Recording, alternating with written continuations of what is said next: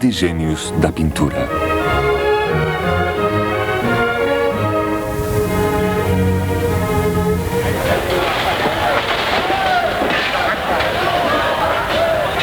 A barricada brota da rua parisiense. É o primeiro gesto de uma multidão enfurecida. As calçadas estão arrebentadas, os tijolos amontoados.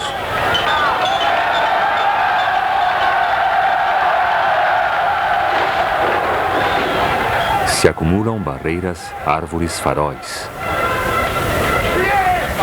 Cada barricada vê nascer seus chefes, seus soldados, suas cantineiras, seus gavroches. Isto acaba quase sempre em sangue. Tudo começa de novo em cada geração. Sob os tijolos, a imagem. O 28 de julho de 1830, a liberdade guiando o povo, 1830.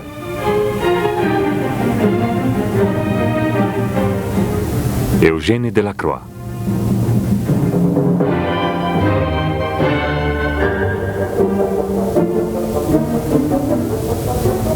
Museu do Louvre, Paris.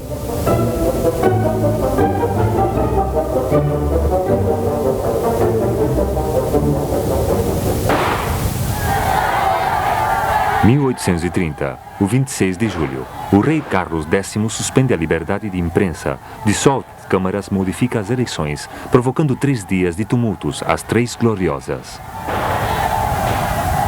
27 de julho, primeiras manifestações. São organizados comitês. 28 de julho, barricadas em Paris. A bandeira tricolor ondula sobre Notre-Dame. Faz um calor de mais de 35 graus centígrados. O exército toma de assalto as barricadas. 29 de julho, os sublevados triunfam em toda Paris. Uma comissão municipal destitui Carlos X e faz retornar o Duque de Orleans a Paris. Em 31 de julho, Lafayette o recebe e o abraça sob a bandeira no balcão da prefeitura. A Câmara dos Deputados lhe destina o trono com o nome de Luís Felipe I. A bandeira tricolor substitui a bandeira branca.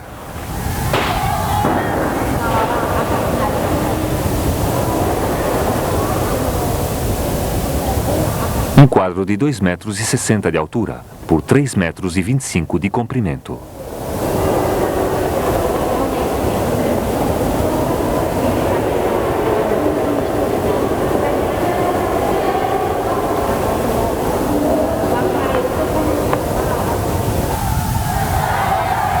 Uma mulher, a torso nu, brandindo um fuzil e uma bandeira, flanqueia uma barricada, arrastando com ela 5 personagens armados. Em primeiro plano, 3 cadáveres. À direita, um atirador do regimento suíço da Guarda Real.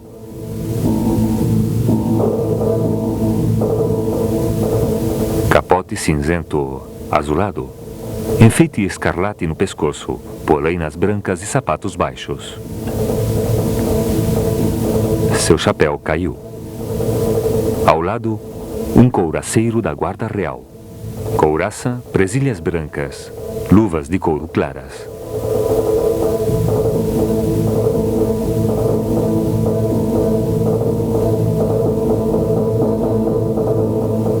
À esquerda, um combatente morto cuja calça foi roubada.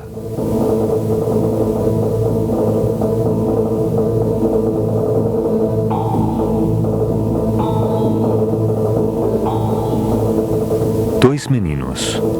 O da esquerda usa um gorro de atirador da Guarda Nacional, milícia que acaba de derrocar Carlos X. Suas armas, um simples florete de esgrima e um tijolo. O da direita grita agitando pistolas de cavalaria modelo 1816. Usa uma cartucheira da Infantaria da Guarda Real e a falute, boina de veludo negro dos estudantes do bairro latino.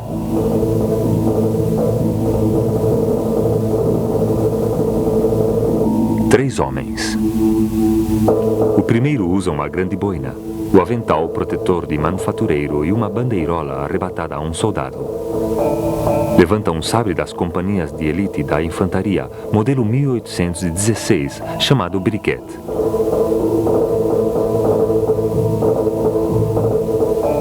Em seu cinto, uma pistola e um grande lenço de cholete, antiga contrassenha dos chuanes. Em sua boina, a divisa dos partidários de Luís Felipe. O segundo tem uma escopeta de 2 canos, portanto, uma arma de caça. Tem um chapéu de copo. Contrariamente às aparências, não é um burguês. A calça larga e o cinto vermelho indicam que se trata de um artesão, um encarregado de oficina ou um camarada. O terceiro homem está ferido. Seu sangue corre sobre os tijolos. Se apoia sobre as mãos e levanta a cabeça em direção à mulher. Sua vestimenta é a de um camponês que veio trabalhar em Paris como peão de obra. A Liberdade, única mulher do quadro, usa uma ampla saia bege atada à cintura por 2 voltas de um cinto vermelho folgado e uma camisa branca rasgada.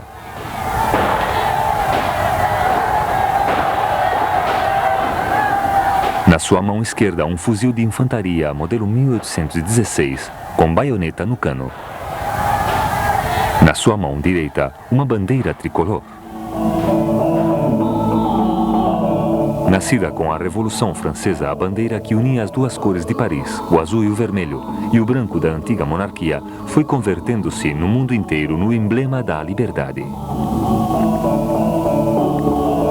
No transcorrer das 3 gloriosas, é um estímulo a mais. Com o rosto de perfil, a Liberdade olha para trás. Usa um gorro frígio.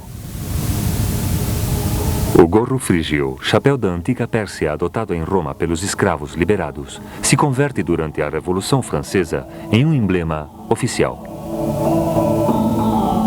É um dos atributos da liberdade e mais tarde da República. Em segundo plano, uma multidão equipada com diferentes armas. No meio, um politécnico com um chapéu de bico duplo. A barricada pouco elevada é um amontoado de grandes tijolos arrancados das ruas e de pedaços de madeira.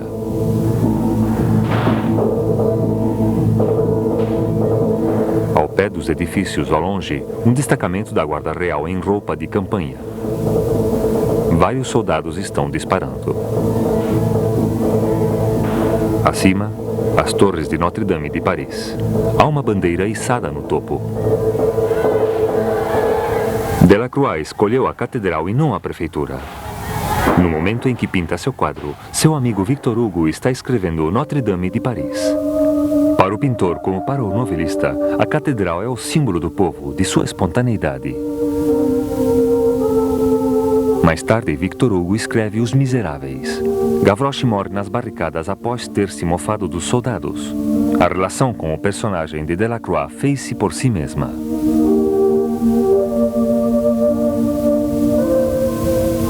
Paris, 28 de outubro de 1830. Esperava para escrever-te como um tonto, desejando ter algo favorável para anunciar-te com respeito às tuas perguntas. Bom e querido irmão, tua carinhosa carta me agradou muito. Quanto ao spleen, desaparece graças ao trabalho. Empreendi um tema moderno, uma barricada, e se não venci pela pátria, pelo menos pintarei para ela. Isto me deixou de novo de bom humor.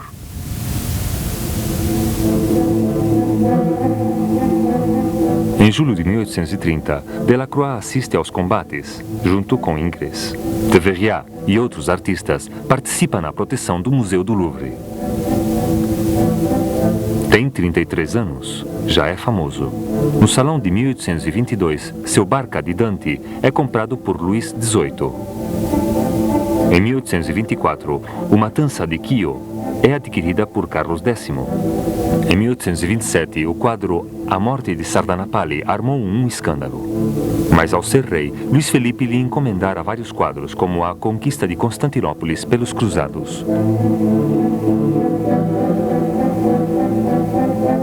Da sala do Louvre, onde se encontra a liberdade, o visitante pode divisar a vitória de Samothrace. O gesto e o drapeado pintados fazem eco o gesto e o drapeado de mármore. Embora Delacroix não tenha podido conhecer a estátua que entrou no museu em 1865, esta semelhança não é coincidência. Em 1820, a Grécia se subleva contra a dominação turca. A Europa romântica se entusiasma com a causa grega. Delacroix pinta a matança de Quío. Inspirando-se nos drapeados antigos, acumula um grande número de desenhos sobre o tema grego.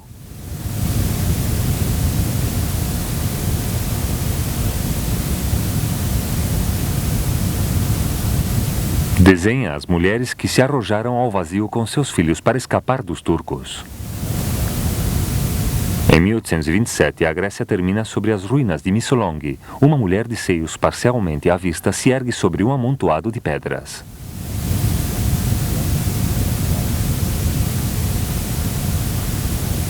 Depois dos tumultos parisienses, os esboços de rostos, de roupas e de gestos pertencem ao mesmo tempo à insurreição grega e às barricadas. Os dois temas acabaram fundindo-se.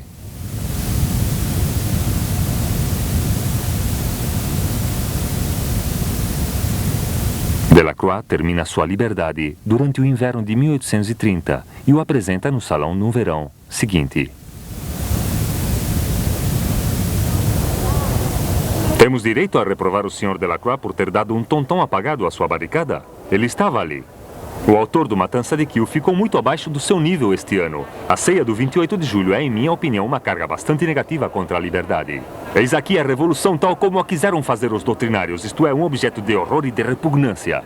Estes homens do povo, sem dúvida, não tinham os perfis gregos. Suas feições eram toscas, suas roupas cheias de buracos e manchadas. O Sr. Delacroix exagerou tudo isso sem motivo.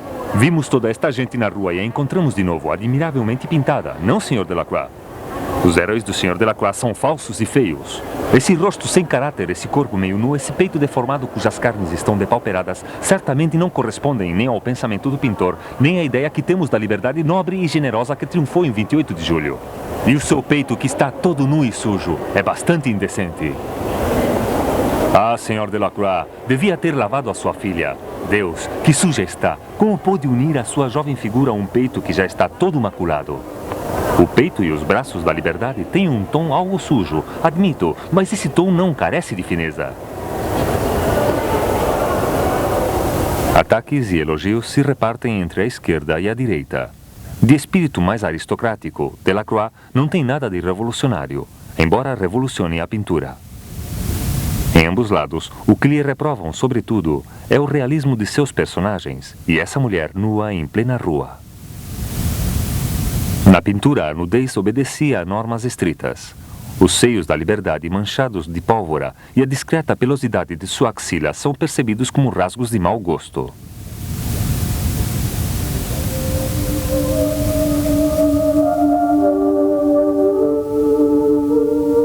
O homem de imaginação, no seu trabalho por elevar o modelo até o ideal que concebeu, também dá, contra sua vontade, uns passos na direção da vulgaridade que fustiga e que tem diante dos seus olhos. Não gosto da pintura razoável. É necessário, eu sei, que meu espírito embusteiro se agite e desfaça, prove de 100 maneiras, antes de chegar à meta cuja necessidade me inquieta em cada coisa.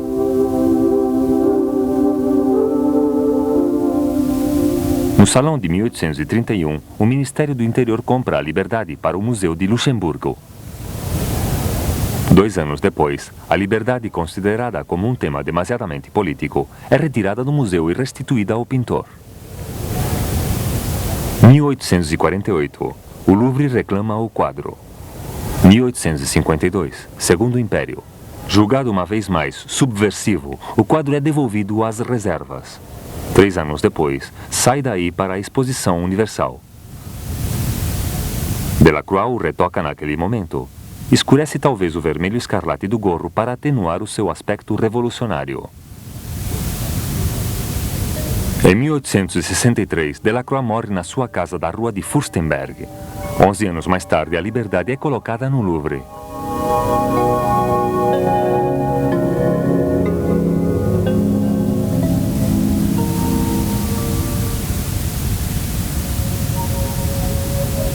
Delacroix trabalhava depressa com a ajuda de pincéis bastante grossos. As pinceladas são rápidas e precisas.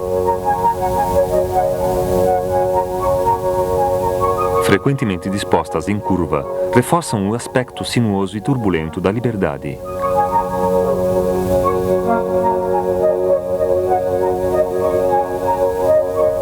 A certa distância, a pincelada se funde no conjunto, mas proporciona ao quadro um toque que o degradê das cores não pode produzir.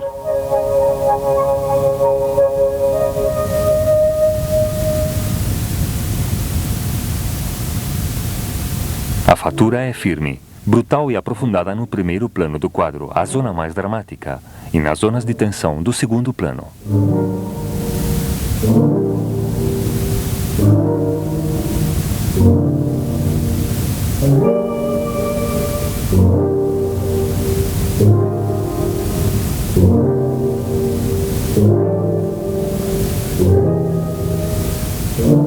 O modelado se esfuma por trás para reforçar o efeito de profundidade. Uma linha sozinha não tem significado. É preciso uma segunda para dar-lhe expressão. A composição forma um triângulo recalcado pelo braço levantado e a haste da bandeira que corta o cenário em seu centro.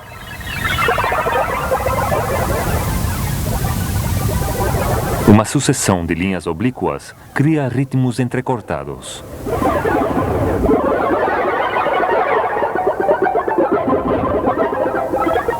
Para obter um quadro desta dimensão, foi necessário costurar 3 telas. Estas costuras estão desfeitas em algumas partes e são muito visíveis no quadro.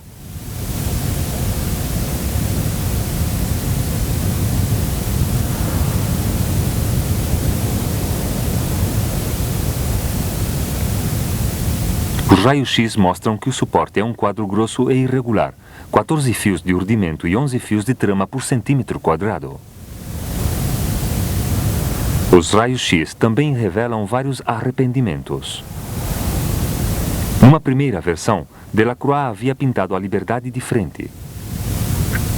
O vestido era mais amplo e se alargava pela esquerda, acentuando o contorno. Algumas camadas grossas de pintura demonstram que o rapaz, antes muito perto da liberdade, foi deslocado para a direita. Também se distinguem as modificações de contorno do colete e dos braços.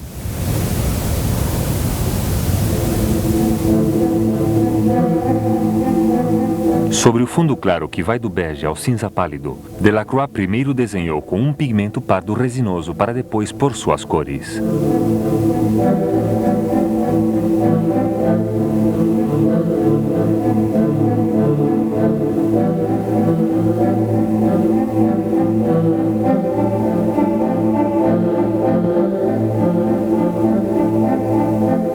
A análise microscópica revela 3 tipos de matéria pictórica.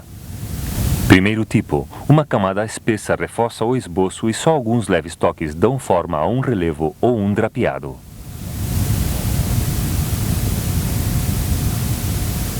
Segundo tipo, as cores escuras. O pintor trata com tons escurecidos contornos parcialmente opacos.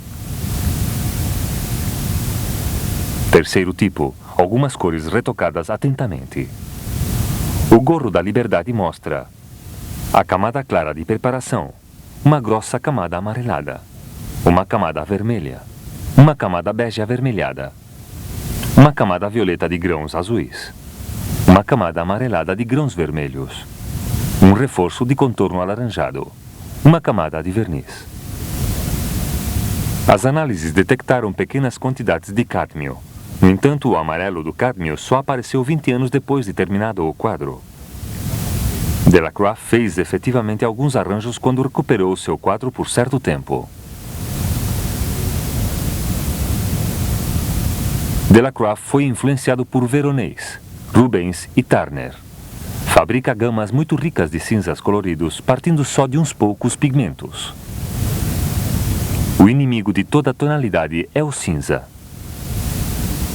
Suas cores rebaixadas sempre se aproximam mais do escuro que do claro.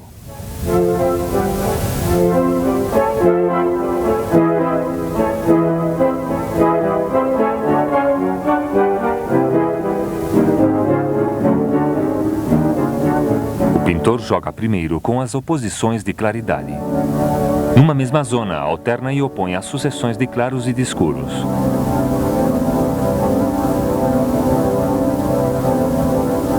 A parte superior direita, clara, se opõe à parte inferior esquerda, escura. E no interior de cada uma destas partes, zonas escuras ou claras reforçam ainda mais os contrastes.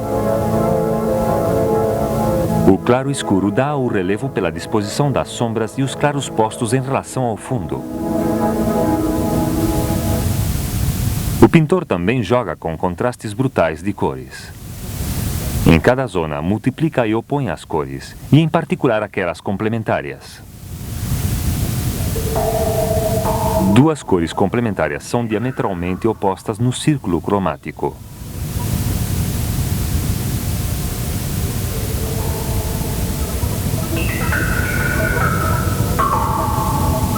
Próximas formam o maior contraste cromático possível. Misturadas, dão um cinza neutro. Ao jogar com um pequeno número de cores complementares e com ligeiras variações ao redor destas cores, o pintor pode, portanto, obter uma grande variedade de tons. No alto da composição, as maiores superfícies de cores vivas, o vermelho e o azul, situadas nas duas extremidades do espectro, são opostas, mas não exatamente complementares. Em compensação, para reforçá-las, Delacroix as pinta sobre fundos complementários. O vermelho alaranjado da bandeira destaca-se sobre um céu azul esverdeado, enquanto o azul está pintado junto a um branco cálido tingido de laranja e vermelho. Durante o tumulto, Alexandre Dumas se encontra com Delacroix. O pintor lhe comenta sua emoção ao ver ondear a bandeira sobre Notre-Dame. O tema repercutirá em todo o quadro. Bandeira da Liberdade. Bandeira sobre Notre-Dame. Céu azul, branco e vermelho. Bandeirinhas, divisas, ou também encontros aleatórios das três cores.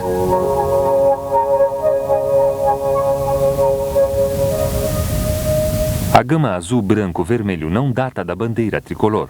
Já era a de pintores franceses do século XVII como La Hire e do século XVIII como Fragonard ou Regnault. O tema da bandeira içada por cima dos combatentes se transformará num dos tópicos da pintura patriótica. O vermelho claro e o azul escuro, separados por uma zona branca, criam uma violenta perturbação cromática difícil de concordar com o resto do quadro. É um desafio estático que aceitaram os pintores impressionistas.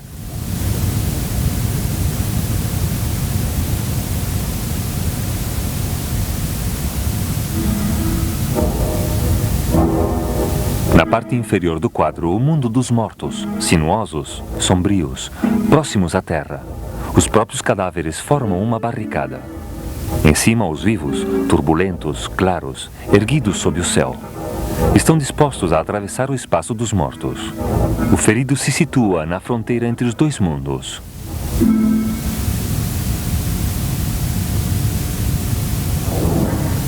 Delacroix, que admirava A Balsa da Medusa de Jericó, imitou sua composição em triângulo e sua violência macabra, como se tivesse pressentido que, colocados algum dia na mesma sala, os dois quadros poderiam continuar dialogando. Pintou também em primeiro plano um Héctor, figura clássica de estudo, inspirada pelo episódio da Ilíada, no qual Aquiles arrasta em sua carruagem o corpo do inimigo. Nesse contexto, a imagem representa a brutalidade dos combates, a desgraça dos vencidos.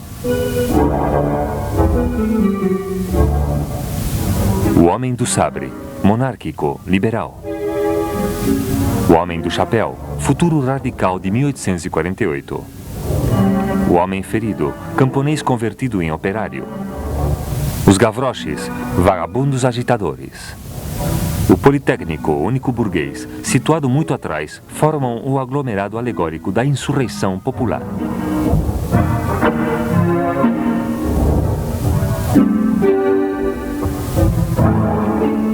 A liberdade guiando o povo renasce de uma tradição pictórica já antiga, a alegoria. Se toma um objeto ou um personagem como símbolo para expressar uma ideia.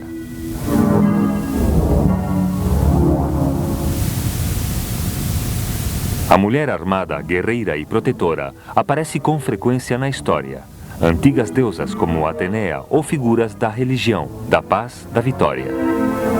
Estas imagens ressurgem durante a Revolução Francesa com a liberdade, ou a razão, que se convertem em certo modo em deusas, em mulheres messias. Ao mesmo tempo que dá um ar guerreiro à sua liberdade, o pintor a desnuda. A mulher nua, objeto de sedução erótica, se levanta por cima do monte de cadáveres. Como em tantos outros quadros de Delacroix, o erotismo se une à morte.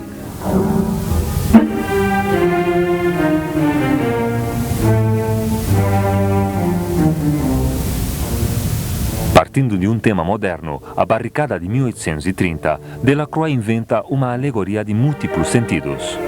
A cena histórica, que reúne e condensa tantos elementos simbólicos, dá prova de uma nova forma do que é considerado sagrado.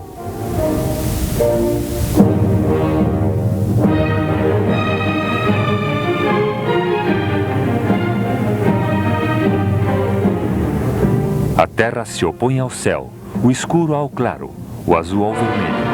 Os acessórios antigos de valor permanente, drapeado grego, gorro frígio, aos objetos modernos, bandeira, fuzil.